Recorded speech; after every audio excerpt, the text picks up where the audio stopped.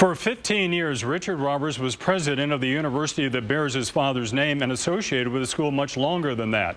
Roberts and Oral Roberts University were on top of the world, but his reputation and that of ORU were tarnished in recent years by accusations, scandal, and debt. I sat down with Richard Roberts to talk about what he's doing now and, of course, the controversies, including being asked to leave the school he loved. I'm having the time of my life. You don't miss ORU then? Well, I wouldn't say I don't miss it. Yeah. But I know what I'm called to do. Not long ago, our meeting would have taken place in the shadows of the gigantic praying hands on the campus of Oral Roberts University. The Christian school his famous healing evangelist father founded decades ago, and he ran for 15 years. Yeah, thanks for doing this. Oh, yeah. Instead, Richard Roberts and I met several miles from the ORU campus in a nondescript building that houses the headquarters and TV studios of Oral Roberts Ministries. We chatted about what he misses most about his father, who passed away in December 2009. What do you miss most about him? I miss our open, frank discussions. My father and I had a terrific relationship all through my life. His passing is just one of the major events in the last 4 or 5 years in your life. Let's go back to 2007.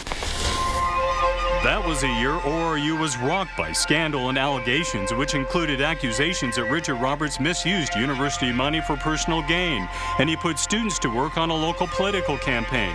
3 whistleblowing professors filed lawsuits against the school for wrongful termination. All 3 suits were settled out of court. And to top it off, ORU was under a mountain of debt. Richard Roberts was fired as the school's president. How would you describe that year for you? Well, Mark, it was like living hell. But I've often told people the most difficult thing in life is to keep your mouth closed when you're innocent, when you have not done what you've been accused of. The hardest thing is to keep your mouth closed and not fight back. That's how I got through it. I just decided I was going to keep quiet and I was not going to answer my critics. You know, you can't believe everything you see in the media. You know, that was a rough year for ORU. Sure. Do you take any responsibility for what happened? Well, anybody can make mistakes. But not mistakes of the heart. And I just decided I wouldn't answer my critics. I decided I would keep quiet, and it's a hard thing to do. To this day. To this day. And let me tell you this, everything that's ever been done that's worthwhile has been done by men. Robert says he grew up watching his dad criticized and ostracized, and he's practicing advice he was given years ago. And he told me, son, vengeance is mine, saith the Lord. I will repay. Forgive them and give them to me. The board voted unanimously to accept and receive the Greens proposal. Praise God! ORU was financially rescued by Mart Green of the Mardell and Hobby Lobby empire, and now also the chairman of the board at ORU. Robert says in 2008, Green asked him to pack up Oral Roberts Ministries and leave. He asked me not to come back on campus. And it was now his baby, their baby. And I respected that. In fact, the last time Richard Roberts stepped foot on campus was during his father's memorial service 18 months ago. That's the last time. How do you feel about that? I go where I'm invited.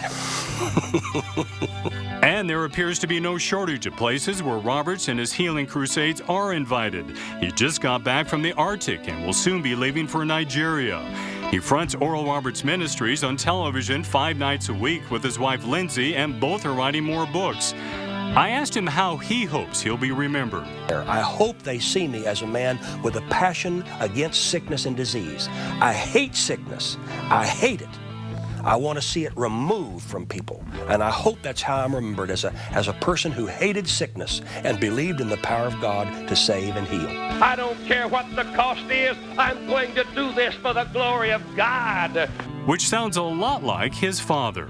Well, you know, the fruit doesn't fall far from the tree. Roberts told me he's now doing what he was called to do by a higher power, and it was never his desire to be president of ORU. His father asked him to do it. Can ORU survive without a Roberts leading it? He couldn't answer that, but near the end of his life, he says Oral Roberts was disappointed because he believed the school was in the beginning stages of leaving its founding purposes. Richard Roberts' take on ORU's future, he said, quote, "I pray they never change." I'm Mark Bradshaw, News Channel 8.